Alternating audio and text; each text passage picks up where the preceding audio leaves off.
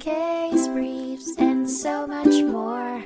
LSData's got what you're looking for. In 1983, a legal battle between Nutrilab Inc. and the Food and Drug Administration, FDA, took center stage in the United States Court of Appeals for the Seventh Circuit.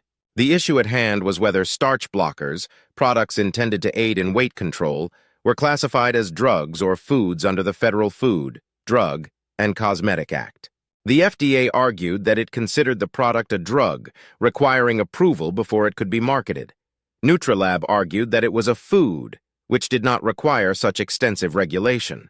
The FDA had requested that these products be removed from the market due to their classification, prompting the manufacturers to file complaints in district court. After a trial, the lower court sided with the FDA and placed a permanent injunction on the manufacturing and distribution of starch blockers.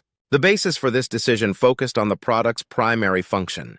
While the starch blockers were derived from a protein found in kidney beans, their purpose was to inhibit the body's digestion of starch and its subsequent caloric intake.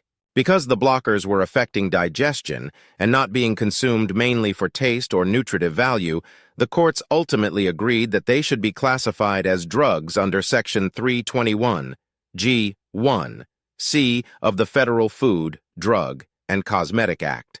The Court of Appeals affirmed the lower court's ruling, effectively barring Nutrilab and other manufacturers from producing and selling starch blocker products without proper FDA approval.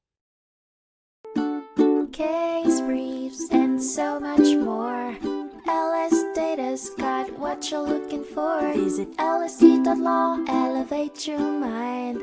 Leave the stress of class behind.